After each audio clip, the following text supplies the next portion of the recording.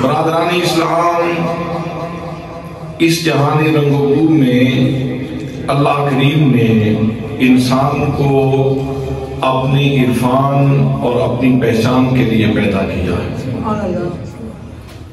قرآن مقدس میں ارشاد گرامی ہے وَمَا خَلَقْتُ الْجِنَّ وَالْإِنسَ إِلَّا لِيَعْبُدُونِ، کہ میں نے جنوں اور انسانوں کو نہیں پیدا کیا مگر اپنی عبادت کے لیے۔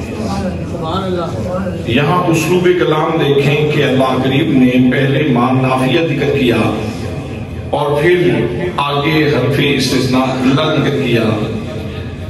ما بھی نافیہ ہے اور اللہ بھی استثناء کرنے کے لیے یعنی نفی کرنے کے لیے آتا ہے، اور ضابطہ یہ ہے کہ نفی جمع نفی نتیجہ مثبت آتا ہے، تو یہ اسلوب کلام وہاں اختیار کیا جاتا ہے وہاں جہاں حسد پیدا کرنا مقصود ہو، تخصیص پیدا کرنا مقصود ہو۔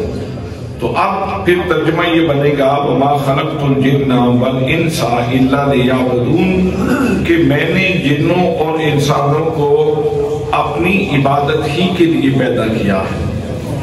یعنی اصل مقصود ان کی تخلیق کا، ان کی پیدائش کا، وہ اللہ کریم کی عبادت ہے، اور عبادت اتنی دیر تک ہو نہیں سکتی جب تک اللہ کا عرفان نصیب نہ ہو، اور جس کو اللہ کریم کا عرفان، پہچان اور معرفت زیادہ نصیب ہوتی ہے اتنا ہی اس کا ایمان مضبوط ہوتا ہے، اس کا ایقان مضبوط ہوتا ہے، اور اتنی ہی اس کو عبادت میں لذت زیادہ نصیب ہوتی ہے، اس کی عبادت کا درجہ اتنا بلند ہوتا ہے، اور اتنی بلندیاں اسے روحانی طور پر نصیب ہوتی ہیں۔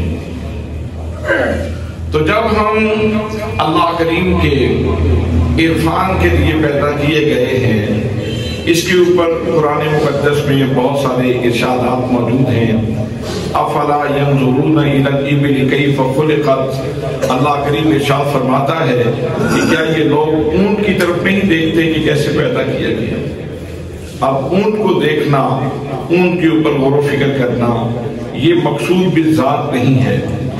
مقصود بالذات یہ ہے کہ اونٹ کی تخلیق دیکھو اور اس میں سے پھر اللہ کریم کا عرفان حاصل کرو، معرفت کشید کرو، دیکھو اونٹ کو، اللہ کی مخلوق کو دیکھو، اور اس میں سے جو نور حاصل کرنا ہے وہ اللہ کی معرفت کا نور ہے۔ سبحان اللہ۔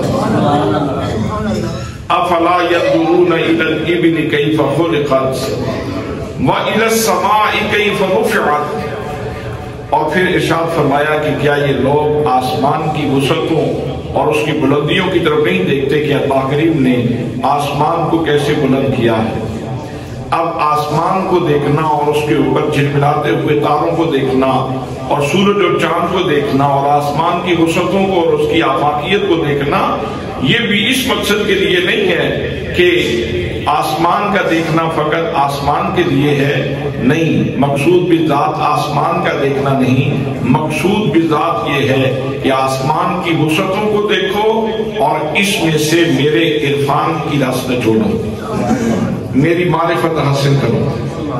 افلا ينظرون الى الابل كيف خلقت والى السماء كيف رفعت وَإِلَى الْجِبَالِ كَيْفَ نُصِبَتْ، اور کیا یہ لوگ پہاڑوں کی طرف نہیں دیکھتے کہ پہاڑ کیسے نصب کیے گئے، اللہ نے ان کو کیسے نصب کیا ہے، اور ان کے سروں کے اوپر سبزے کی دستار باندھی ہوئی ہے، اور ان کا سینہ چاک کر کے دیکھو تو کسی کے سینے کے اندر کوئلہ پایا جا رہا ہے، کہیں جپسم پائی جا رہی ہے، کہیں نمک پایا جا رہا ہے، کہیں سونا پایا جا رہا ہے، اور کہیں چاندی پائی جا رہی ہے۔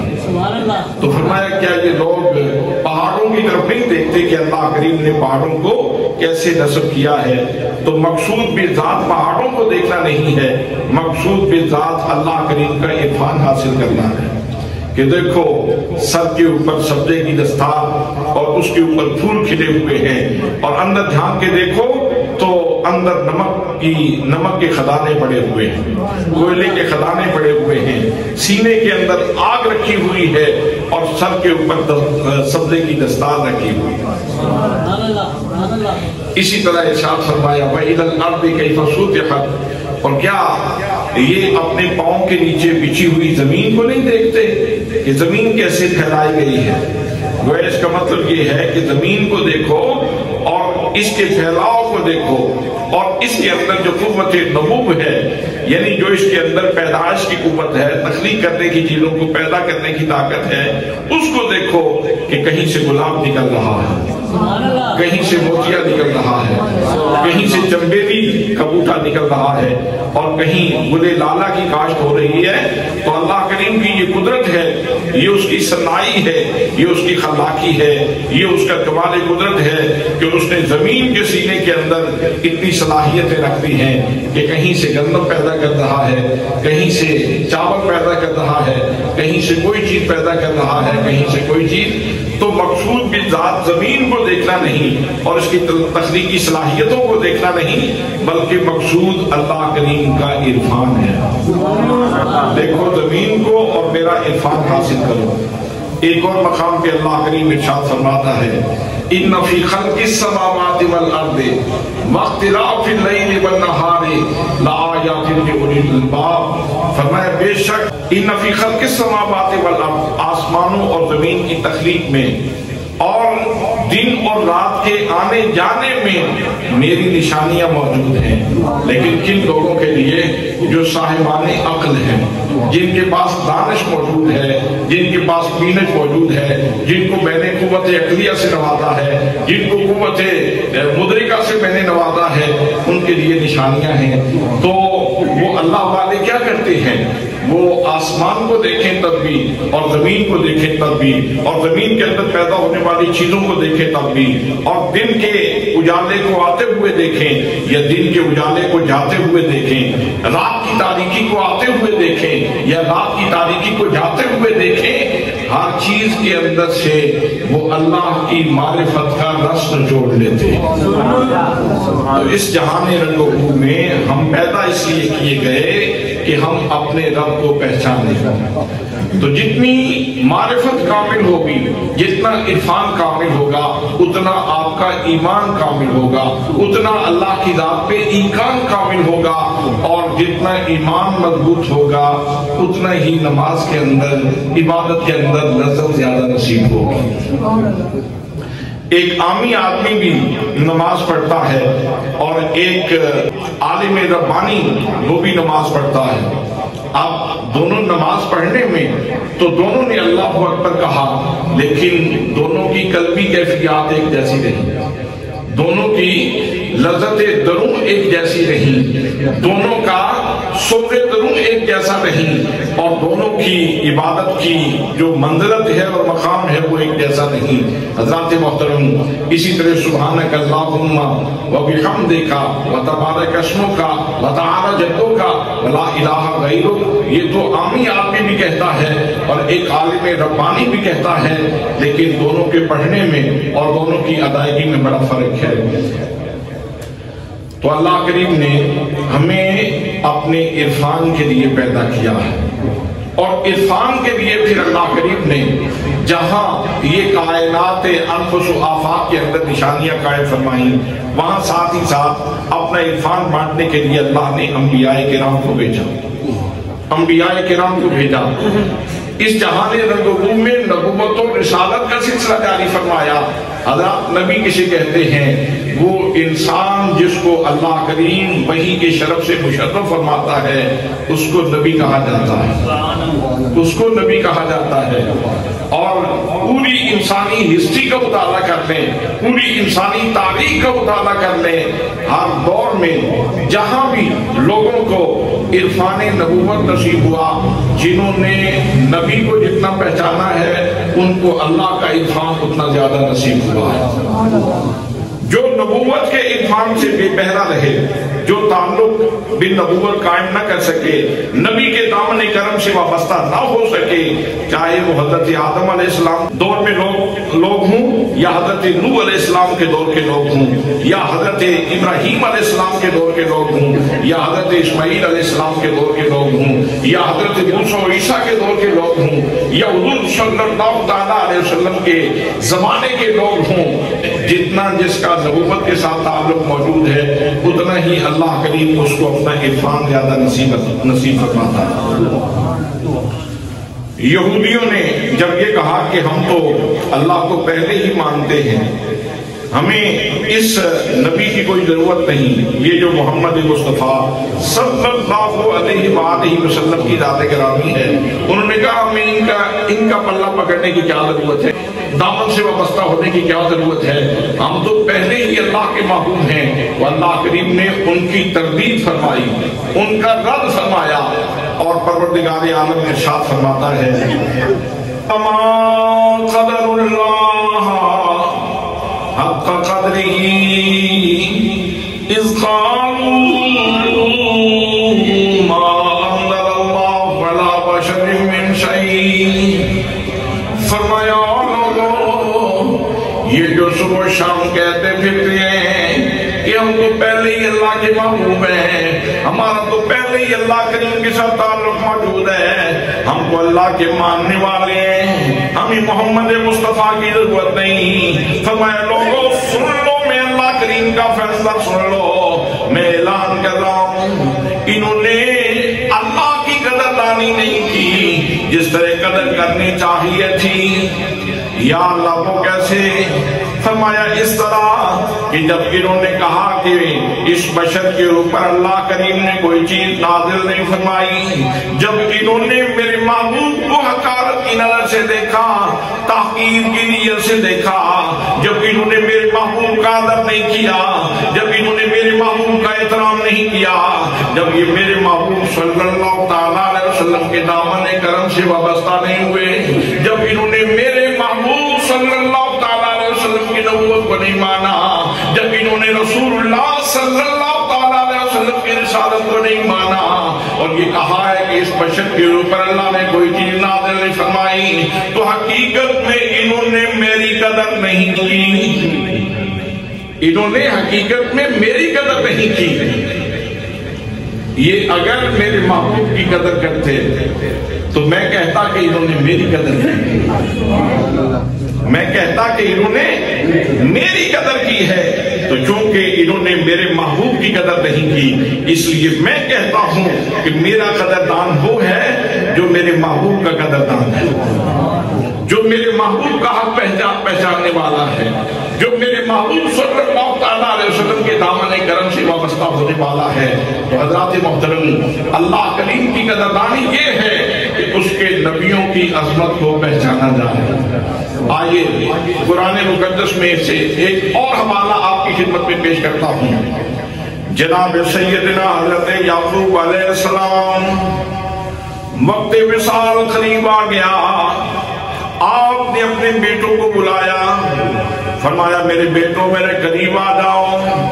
और यहाँ ये बात भी पेश नजर रहे कि हज़रात मोहतरम बेटों ने बेशक जनाब हज़रत यूसुफ अलैहिस्सलाम के साथ बड़ी अदावत की, बड़ी दुश्मनी की, बड़े हीले किए जनाब यूसुफ अलैहिस्सलाम की जिंदगी का चिराग गुल करने के लिए, लेकिन बिलाखिर वो इस नतीजे पे पहुंचे कि हम खता पे थे, हम गलती पे थे।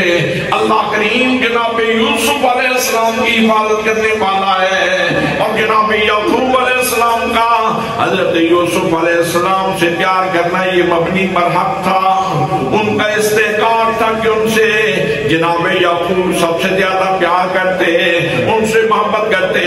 तो इस तरह भाइयों ने भी अल्लाह की कुदरत की बहुत सारी निशानियां देख ली थी, जनाब हजरत याकूब की अजमत को भी देख लिया था, और जनाब यूसुफ अलैहिस्सलाम की अजमत को भी देख लिया था। जनाब हजरत याकूब अलैहिस्सलाम का वक्त इर्तिहाल करीब हुआ, उन्होंने अपने सारे बेटों को बुलाया और बुला के इरशाद फरमाया, फरमाया मा तअबुदून मिन बादी, फरमाया کرنا چاہتا ہوں، میں تم سے بڑی اہم بات پوچھنا چاہتا ہوں، مجھے یہ بتاؤ کل میں موت کا ذائقہ چکھ لوں، جب میں اس دنیا کو چھوڑ جاؤں، میرا انتقال ہو جائے، میرا ارتحال ہو جائے، میں اللہ کے حضور چلا جاؤں، مجھے یہ بتاؤ میرے بعد کس کی عبادت کرو گے؟ مجھے یہ بتاؤ کہ میرے بعد عبادت کس کی کرو گے؟ تو بیٹوں نے کیا کہا؟ ٹھیک ہے انسان سے خطائیں ہو جاتی ہیں، غلطیاں ہو جاتی ہیں، اور پھر جب بندہ اعتراف کر لے اور اللہ سے معافی مانگ لے تو اللہ کریم معاف بھی فرمانے والا ہے۔ حضرات بے شک ان سے جناب یوسف علیہ السلام کے حق میں غلطی ہوئی تھی اور انہوں نے پھر بعد میں معافی بھی مانگی تھی، لیکن پھر بھی نبوت کی گود میں پلنے والے تھے، اتنا تو ان کو معلوم تھا کہ اس سوال کا جواب کیا دینا ہے۔ جناب سیدنا یعقوب علیہ السلام سوال کر رہے ہیں، ما تعبدون من بعدی، میرے بیٹوں میرے بعد کس کی عبادت کرو گے؟ اس کا یہ سادہ سا جواب بھی ہو سکتا تھا، نعبد اللہ، ابا جان آپ متفکر نہ ہوں، آپ پریشان نہ ہوں، ہم اللہ کی عبادت کریں گے، ہم اللہ کی بندگی کریں گے، ہم اللہ کی بارگاہ میں جبیں سائی کریں گے، ہم اللہ کی بارگاہ میں ناسیہ فرسائی کریں گے۔ بڑا آسان سا جواب تھا، لیکن جناب یعقوب علیہ السلام کی منشا ان کے بچے سمجھ رہے تھے کہ یہاں خدا کی تعریف نہیں پوچھی جا رہی بلکہ خدا کے عرفان کی بات پوچھی جا رہی ہے۔ تو بیٹوں نے جواب کیا دیا؟ بڑا خوبصورت جواب دیا حضرت یعقوب علیہ السلام کے بیٹوں نے۔ انہوں نے عرض کی، نعبد الہک و الہ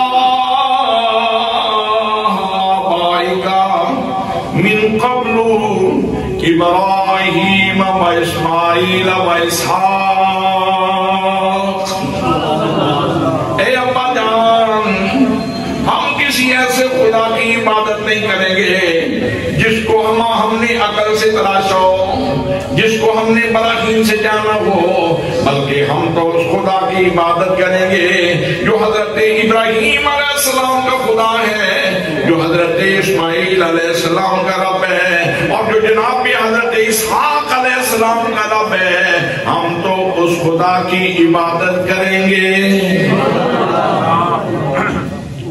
ہم اس خدا کی عبادت کریں گے جس کا تعارف جناب حضرت ابراہیم علیہ السلام نے کروایا، جس کا تعارف جناب حضرت اسماعیل علیہ السلام نے کروایا ہے، اور جس کا تعارف جناب حضرت اسحاق علیہ السلام نے کروایا ہے۔ ہم اس خدا کی عبادت کریں گے۔ بڑا سادہ سا جواب یوں بھی دیا جا سکتا تھا، نعبد اللہ، ہم اللہ کی عبادت کریں گے۔ جواب تو یہ دیا جا سکتا تھا، لیکن وہ سمجھتے تھے کہ جناب یعقوب علیہ السلام صرف خدا کی بات نہیں پوچھ رہے بلکہ عرفان خدا کی بات پوچھ رہے ہیں، معرفت خدا کی بات پوچھ رہے ہیں کہ تم خدا کو کس طرح جانتے ہو، کس طرح پہچانتے ہو۔ تو بیٹوں نے جناب حضرت یعقوب کی منشا کے مطابق جواب دیا کہ ہم اس خدا کی عبادت کریں گے جس کا تعارف جناب ابراہیم نے کروایا ہے، سبحان اللہ، جس کا تعارف جناب حضرت اسماعیل علیہ السلام نے کروایا ہے، جس کا تعارف جناب حضرت اسحاق علیہ السلام نے کروایا ہے۔ ہم اس خدا کی عبادت کریں گے۔ حضرات محترم، واقعہ تو ہو چکا تھا، واقعہ تو زمانہ ماضی کا ہے، کتنا سا پہلے یہ بات ہو گئی۔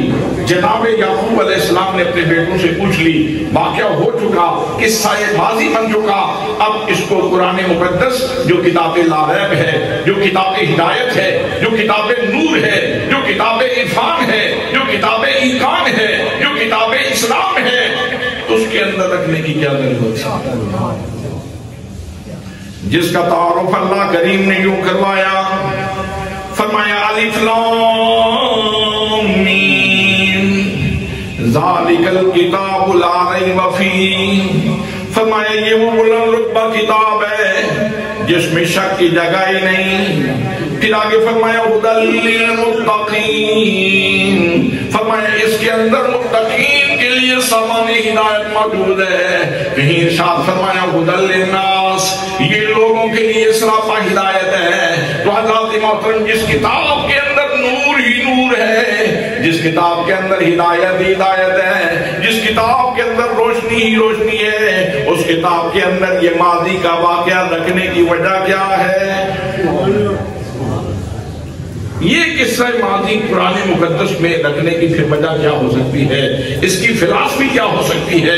اس کی حکمت کیا ہو سکتی ہے؟ تو حضرات محترم جو بات ہمیں سمجھ آتی ہے وہ یہ ہے کہ لوگوں کو بتایا جا رہا ہے کہ اللہ کا عرفان حاصل کرنا ہے تو نبوت کا واسطہ درمیان سے نہ چھوڑنا، نبوت کا وسیلہ درمیان سے نہ چھوڑنا. خدا کو ماننا ہے تو اس طرح مانو کہ نبی کو وسیلہ جان کے مانو. حضرات محترم اسی حقیقت کو اللہ کریم نے اس انداز میں بھی بیان فرمایا. قرآن مقدس کے اندر بہت ساری باتیں موجود ہیں، بہت سارے واقعات موجود ہیں. اسلام کا سب سے بڑا عقیدہ عقیدہ توحید ہے. جناب سیدنا آدم علیہ السلام نے اس عقیدے کے فروغ کے لیے بہت محنت کی. جناب حضرت نوح علیہ السلام نے اس عقیدے کے فروغ کے لیے بہت محنت کی. اتنی محنت کی کہ لوگ مانتے تھے، آپ بے ہوش ہو جاتے تھے، پھر جب ہوش آتا تو اٹھ کے پھر اعلان کرنا شروع کر دیتے. فرماتے قولوا لا الہ الا اللہ تفلحوا، فرماتے اور لوگوں اللہ کریم کو وحدہ لا شریک مان لو، دونوں جہانوں میں کامیاب ہو جاؤ گے. 950 سال مارے کھانا کوئی چھوٹی بات نہیں ہے. 950 سال تبلیغ کرنا یہ کوئی چھوٹی بات نہیں ہے. 950 سال پیغام دیتے رہے، میسج دیتے رہے، لوگوں کے سینے پاک کرنے کی کوشش فرماتے رہے. جناب سیدنا حضرت ابراہیم علیہ السلام بھی یہی شراب طہور پلانے کی کوشش کرتے رہے. 1,24,000 انبیاء کرام کی زندگیوں میں جو سب سے بڑا موضوع تھا وہ یہی تھا کہ لوگوں اللہ کو وحدہ لا شریک مانو. قرآن مقدس جو کتاب لا ریب ہے اور ساری کتابوں کی جامع ہے، اس کے اندر بھی یہ عنوان اللہ کریم نے اسلوب بدل بدل کے بیان کیا. انبیاء کے قصے بیان کر کے اس عنوان کو بیان کیا، اس موضوع کو بیان کیا. اور کتنے مقامات ایسے ہیں کہ جہاں میں سے دیا وَإِلَٰهُكُمْ إِلَٰهٌ وَاحِدٌ، تمہارا معبود الہ واحد ہے. اور پھر کلمے میں بھی ہم یہی وظیفہ کرتے ہیں، اذان میں اسی بات کا اعلان کرتے ہیں، تکبیر میں اسی بات کا اعلان کرتے ہیں. نماز کے اندر بھی کتنی دفعہ اللہ کی الوہیت اور وحدانیت اور اس کی سبوحیت اور اس کی قدوسیت کے گیت گاتے ہیں. تو یہ بہت بڑا عنوان ہے توحید کا عنوان. تو اللہ کریم نے قرآن مقدس میں 114 صورتیں نازل فرمائیں. ان میں جو سب سے بڑی توحید کی صورت سمجھی جاتی ہے وہ کون سی ہے؟ سورہ اخلاص. سب سے بڑی توحید کی صورت کون سی سمجھی جاتی ہے؟ سورہ اخلاص. حضرات محترم آؤ سورہ اخلاص پڑھ لو. اللہ کریم قرآن مقدس میں ارشاد فرماتا ہے، فرمایا قل هو اللہ احد، قل هو اللہ احد. یہ بات تو یوں بھی ہو سکتی تھی هو اللہ احد، لیکن هو اللہ احد سے شروع نہیں کیا، بلکہ فرمایا قل هو اللہ احد. اے معبود تم کہو کہ اللہ کریم یکتا ہے، تم کہو کہ اللہ کریم یکتا ہے، تم کہو کہ اللہ کریم یگانہ ہے، تم کہو کہ اللہ کریم بے مثل ہے، تم کہو کہ اللہ کریم بے مثال ہے، تم کہو کہ اللہ کی ضد کوئی نہیں، تم کہو کہ اللہ کی ضد کوئی نہیں، تم کہو کہ اللہ کی مثال کوئی نہیں، تم کہو کہ اللہ کریم کی مثل کوئی نہیں. تم کہو تاکہ جس نے مجھے ماننا ہے وہ پہلے تیری دہلیز پہ آئے پھر میرے پاس آئے۔ سبحان اللہ۔ گویا پہلے جس نے بھی اللہ کو ماننا ہے، مقصود اس جہان رنگ و بو میں آپ کی میری تخلیق کا مقصد تو یہ ہے کہ ہم اللہ کو پہچانیں، لیکن اللہ چاہتا ہے کہ پہلے میرے نبی کو پہچان، پھر بعد میں مجھے پہچان۔ پہلے میرے نبی کی قدر کر، پھر میری قدر کر۔ اور جن لوگوں نے نبی کو اپنے جیسا سمجھا، جس دور میں بھی نبوت کی قدر نہیں کی، انہوں نے کسی نبی کو نہیں مانا اور ان کو اللہ کا عرفان نہیں نصیب ہوا، کسی دور میں بھی نصیب نہیں ہوا۔ جو لوگ حضرت نوح علیہ السلام کو نہیں مانتے تھے، وہ جناب نوح کو اپنے جیسے ہی تو سمجھتے تھے، ان کو سمجھ نہیں تھی کہ ان کے سر کے اوپر نبوت کی دستار موجود ہے، اپنے جیسا سمجھتے تھے۔ یہ ہماری طرح ہے۔ ان بدبختوں کو یہ نہیں سمجھ آتی تھی کہ اللہ کریم نے ان کے سینے کے اندر دولت کون سی رکھی، ان کے اوپر خزانے کتنے کھولے ہیں اور ان کے اوپر اپنی عنایات کتنی کی ہیں۔ جن لوگوں نے حضرت ابراہیم علیہ السلام سے عداوت کی، انہوں نے حضرت ابراہیم علیہ السلام کو اپنے جیسا سمجھا ہے، تب عداوت کی ہے۔ جنہوں نے حضرت موسیٰ علیہ السلام اور جناب عیسیٰ علیہ السلام کو نہیں مانا اور دیگر انبیاء کو نہیں مانا، آپ پورا قرآن مقدس پڑھ لیں، کافروں نے ہر مقام کے اوپر جس نبی سے بھی تسلی ہے، انہوں نے یہی کہا کہ یہ ہماری طرح ہے، ہم ان کو نہیں مانتے۔ لیکن جن کے اوپر یہ حقیقت آشکار ہو گئی کہ یہ ہماری طرح نہیں ہے، ہیں تو آدم علیہ السلام کی اولاد سے، لیکن ہے بے مثل، ہے بے مثال۔ حضرات محترم، ہم اپنے آقا حضور صلی اللہ تعالیٰ علیہ وسلم کی خدمت میں چلتے ہیں۔ ابو جہل نے اپنے جیسا سمجھا، عتبہ نے اپنے جیسا سمجھا، شیبہ نے اپنے جیسا سمجھا، ابو لہب نے اپنے جیسا سمجھا، تو عداوت میں آگے سے آگے چلتے گئے، دشمنی میں آگے سے آگے چلتے گئے۔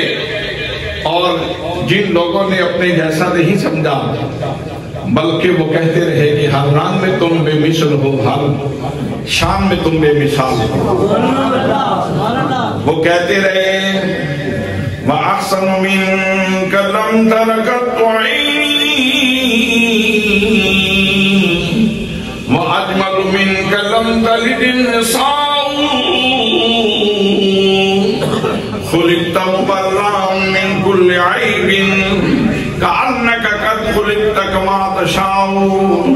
وہ یہ کہتے رہے، اے میرے محبوب گرامی، بنانے والے نے تجھ سے زیادہ کوئی حسین پیدا ہی نہیں کیا، تجھ سے زیادہ کامل ہستی کوئی پیدا ہی نہیں فرمائی۔ اور مجھے تو یوں لگتا ہے جیسے اللہ کریم تمہیں بنانے سے پہلے پوچھتا رہا کہ میرے محبوب میں تیری شانیں کیسے بناؤں، تجھے عظمتیں کیسے عطا فرماؤں، میں تیری آنکھ کو کتنی بینائی عطا فرماؤں، میں تیرے ہاتھ کے اندر کتنی برکتیں رکھوں۔ مجھے تو یوں لگتا ہے جیسے اللہ کریم تم سے پوچھتا رہا، یوں لگتا ہے۔ حضرت علی المرتضیٰ رضی اللہ تعالیٰ عنہ میرے آقا کریم صلی اللہ تعالیٰ علیہ وسلم کے ساتھ کیا رشتہ رکھتے تھے؟ جی بولیں تو صحیح، چچا داد بھائی بھی ہیں، داماد رسول بھی ہیں، اور پھر مزید کرم بالائے کرم یہ ہے کہ جب مواخات ہوئی، جب میرے آقا نے ایک ایک انصاری کو ایک ایک مہاجر کا بھائی بنایا، رشتہ مواخات قائم کیا، آپس میں باہم لوگوں کو بھائی بھائی بنایا، تو حضرت علی المرتضیٰ کو چھوڑ دیا۔ تو حضرت علی تھوڑے سے متفکر ہوئے، مغموم ہوئے، پریشان ہوئے کہ یا رسول اللہ آپ نے سب کے ساتھ مواخات فرما دی اور میرے ساتھ آپ نے کسی کو اس رشتے پہ نہیں باندھا۔ تو میرے آقا نے ارشاد فرمایا انت اخی فی الدنیا والآخرہ، تم دنیا میں بھی میرے بھائی ہو اور آخرت میں بھی میرے بھائی۔ نعرہ تکبیر، نعرہ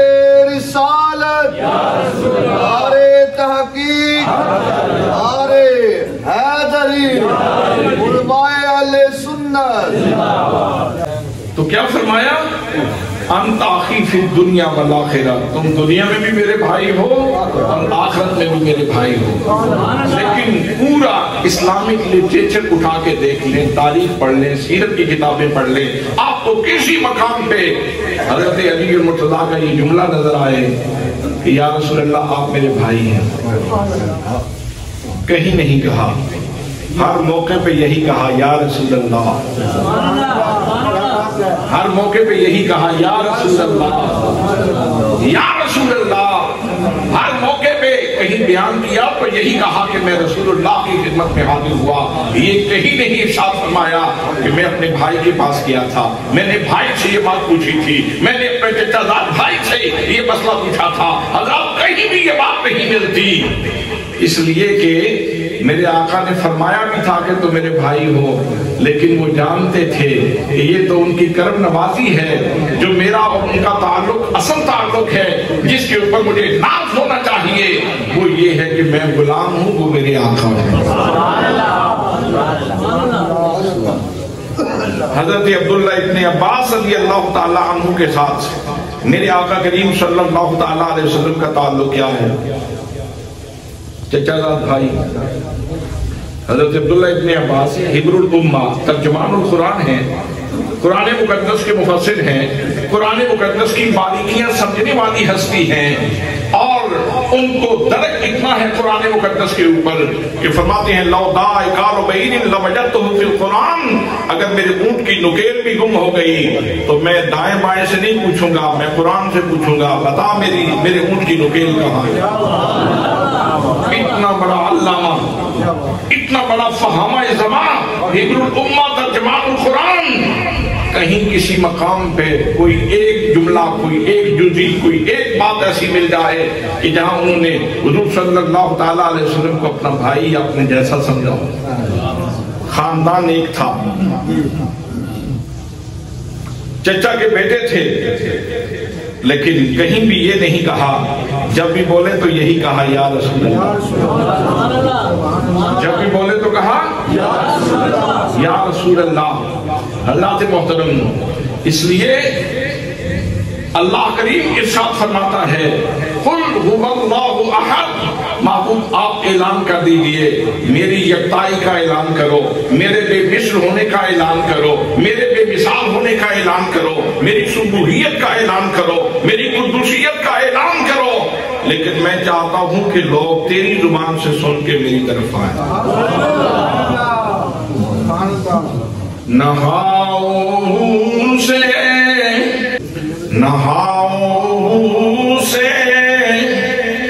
نہ ناراضگی سے ملتا ہے،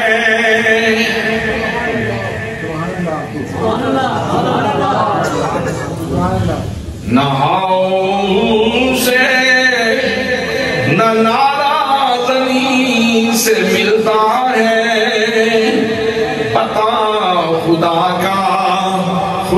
کے نبی سے ملتا ہے۔ ارے ان کو چھوڑ کے جنت جو جا سکو تو جاؤ، وہ تو راستہ ان کی گلی سے ملتا ہے۔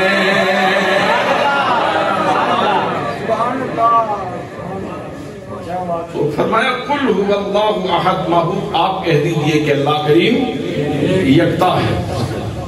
اللہ صمد، اللہ بے نیاز ہے، لم یلد، اس نے کسی کو نہیں جنا، ولم یولد، اور نہ ہی وہ جنا گیا ہے، ولم یکن لہ کفوا احد، اور کوئی اس کی ہمسری کا دعویٰ، سچا دعویٰ نہیں کر سکتا۔ ہمسری کا سچا دعویٰ کوئی نہیں کر سکتا، اس کے برابر کوئی نہیں آ سکتا۔ حضرات محترم، تو عرفان اپنا دینا تھا، پہچان اپنی دینی تھی، معرفت اپنی دینی تھی، نور اپنا دینا تھا، لیکن کہا محبوب میں چاہتا ہوں کہ جو بھی میری طرف آئے تیری زبان سے سن گیا۔ اسی لیے تو قرآن مقدس میں ارشاد فرمایا اطیعوا اللہ و اطیعوا الرسول، اللہ کی اطاعت کرو، اس کے رسول کی اطاعت کرو۔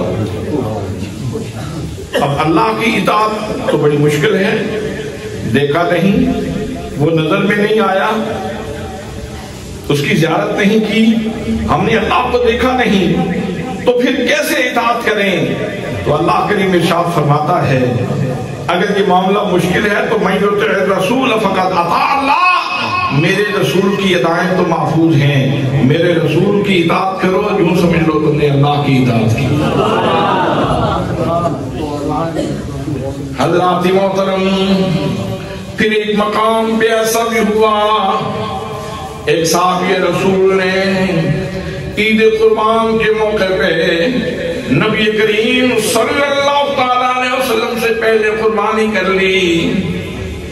قربانی نبی کریم صلی اللہ تعالیٰ علیہ وسلم سے پہلے کر لی، نیت خراب نہیں تھی، ارادہ خراب نہیں تھا، بس ویسے ہی ذہن میں بات آئی جلدی قربانی کر لیتے ہیں، لیکن ابھی نبی مقدم صلی اللہ تعالیٰ علیہ وسلم نے قربانی نہیں کی تو اللہ کریم کے ارشاد فرماتا ہے، فرمایا یا ایھا الذین آمنوا لا تقدموا بین یدی اللہ ورسولہ، فرمایا ایمان والو یاد رکھو کبھی بھی میرے اوپر پیر نہ کرنا، اللہ کے اوپر پیر نہ کرنا اور اللہ کے رسول کے اوپر پیر نہ کرنا۔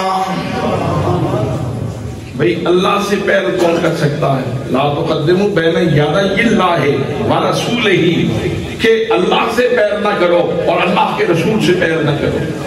اللہ سے پیر کون کر سکتا ہے؟ کسی کے اندر ہے سکت؟ کسی کے اندر ہے طاقت کہ اللہ سے پیر کرے؟ تو وہ کیا ہوا تھا پھر؟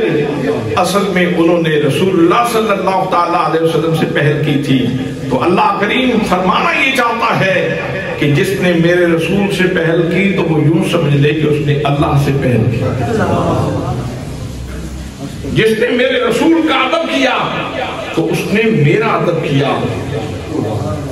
حضرات ایک مقام پہ اللہ کریم ارشاد فرماتا ہے، فرمایا وَإِذَا سَأَلَكَ عِبَادِي عَنِّي فَإِنِّي قَرِيبٌ أُجِيبُ دَعْوَةَ الدَّاعِ إِذَا دَعَانِ، فرمایا میرے محبوب گرامی جب میرے بندے تجھ سے آ کے میرے بارے میں پوچھیں، کون؟ میرے بندے آئیں تیرے پاس، بندے میرے ہوں گے آئیں گے تیرے پاس، یہ میرے بندوں کی شناخت ہے۔ یہ نہیں کہا کہ فقط بندے، فرمایا عبادی، میرے بندوں کی شناخت یہ ہے کہ وہ میرا عرفان لینے کے لیے، میری معرفت لینے کے لیے، میری پہچان لینے کے لیے، میری شانیں سننے کے لیے وہ تیرے پاس آئیں، وہ تیرے پاس آئیں۔ وَإِذَا سَأَلَكَ عِبَادِي عَنِّي، میرے بارے میں پوچھیں تو آپ کہہ دیجئے فَإِنِّي قریب، میں تو قریب ہوں، میں تو قریب ہوں۔ اجیب دعوت الداعِ اذا دعان، جب بھی کوئی مجھ سے دعا کرتا ہے تو میں اس کی دعا کو قبول کرتا ہوں، جب بھی کوئی دعا کرتا ہے تو میں اس کی دعا کو قبول کرتا ہوں۔ حضرات محترم، جب حدیبیہ کے مقام پہ صلح لکھی جا رہی تھی، جسے صلح حدیبیہ کہا جاتا ہے، معاہدہ لکھا جا رہا ہے، عروہ بن مسعود وہ اہل مکہ کی طرف سے سفارتی امور سر انجام دینے کے لیے آئے تھے، تو لکھا گیا کہ من محمد رسول اللہ، کہ یہ معاہدہ جو ہے محمد رسول اللہ صلی اللہ تعالیٰ علیہ وسلم کی طرف سے قریش مکہ کے ساتھ ہو رہا ہے۔ تو اس نے اعتراض کر دیا، اس نے کہا کہ رسول اللہ مان لے تو پھر تو جھگڑا ہی کوئی نہیں، پھر جھگڑا ہی کوئی نہیں، رسول اللہ ہی تو ہم نہیں مانتے، تو آپ یہ رسول اللہ کا لفظ کاٹ دیں، رسول اللہ کا لفظ کاٹ دیں۔ لکھنے والا کون تھا؟ حضرت علی المرتضیٰ۔ لکھنے والے کون تھے؟ حضرت علی المرتضیٰ رضی اللہ تعالی عنہ، آپ لکھنے والے تھے۔ میرے آقا نے مسکرا کے علی کی طرف دیکھا اور فرمایا علی یہ کاٹ دو، علی یہ کاٹ دو۔ علی المرتضیٰ نے تسلیم کی نگاہیں نیچے کرتے ہوئے عرض کی کریمہ میں علی کے ہاتھ آپ کا نام لکھنا تو جانتے ہیں، کاٹنا نہیں جانتے۔ تبھی تو ہم وظیفہ کرتے ہیں، اہل نظر کی آنکھ کا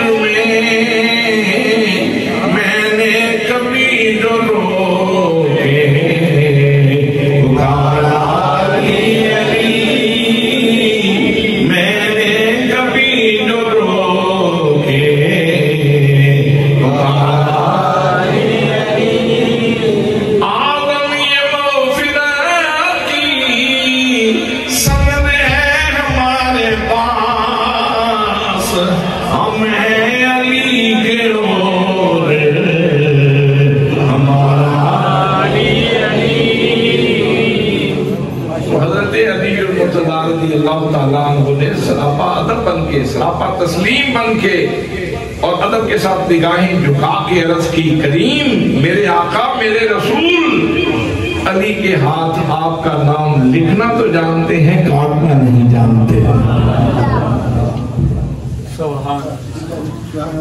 اگر برابر سمجھتے تو کوئی مشکل ہی نہیں تھا،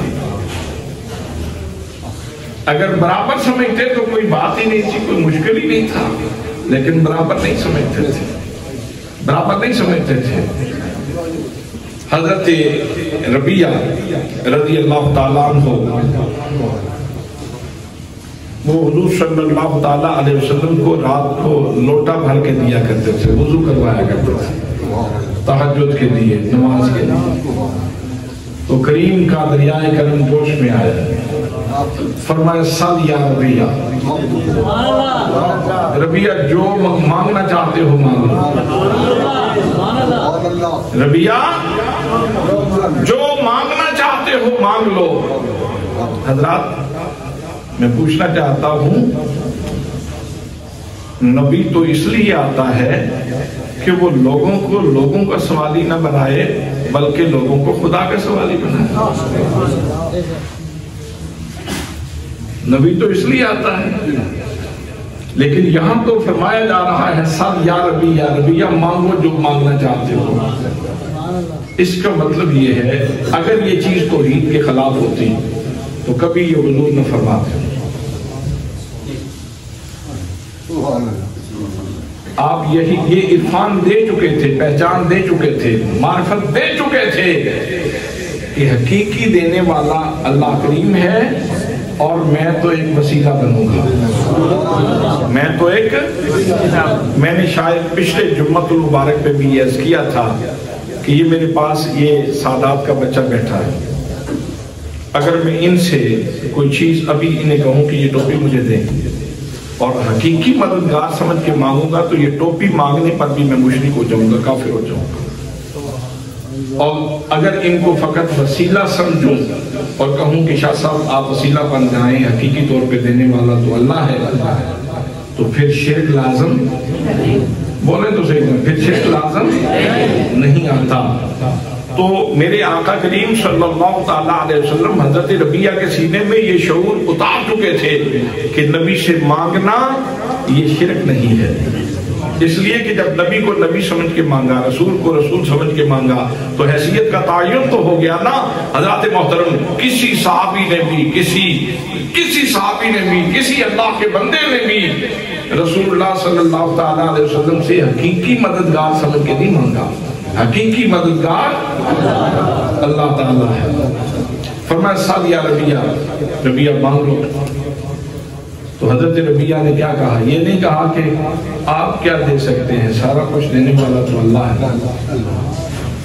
جی حضرت ربیہ نے سوال کیا اسألک مرافقتک فی الجنہ، مانگنے والے کی اپروچ کے صدقے جائیے. انہوں نے یہ نہیں کہا کہ کھجور کے اتنے باغ میرے نام کروا دیں، اتنی کوٹھیاں، اتنے بنگلے، اتنے شہروں میں مکانات میرے نام ہو جائیں، اتنے اونٹ مجھے مل جائیں، اتنا اسلحہ مجھے مل جائے، اتنی چیزیں مجھے مل جائیں. بلکہ وہ کہہ رہے ہیں اسألک، میں آپ سے سوال کر رہا ہوں. اسألک، اے اللہ کے نبی میں آپ سے سوال کر رہا ہوں. مرافقتک فی الجنہ، بس جیسے یہاں رفاقت نصیب ہے ایسے ہی جنت میں بھی آپ کی نوکری نصیب ہو جائے.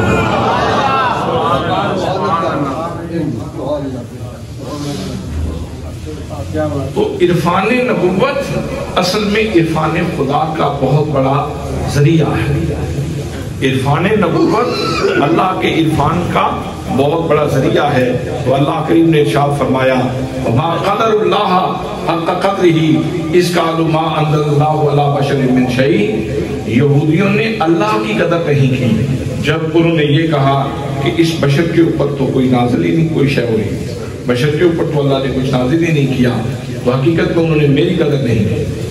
اگر وہ میرے رسول کی قدر کرتے تو میری قدر کرتے، کیونکہ انہوں نے میرے رسول کی قدر نہیں کی اس لیے انہوں نے میری قدر نہیں کی. تو یاد رکھنا جتنا جس کے دل میں نبوت کا احترام ہوگا اتنا اس کے دل میں اللہ کا احترام ہوگا. جتنا کسی کا نبوت کے ساتھ تعلق موجود ہوگا، تعلق گہرا ہوگا، اتنا ہی اس کا تعلق اپنے رب کے ساتھ گہرا ہوگا. تو دعا ہے کہ اللہ کریم ہمیں عرفان نبوت بھی نصیب فرمائے اور نبوت کے واسطے سے اللہ کریم ہمیں اپنا عرفان اور اپنی معرفت بھی نصیب فرمائے اور معرفت والے سجدے کرنے کی توفیق نصیب فرمائے. وما علیہ الا البلاغ المبین.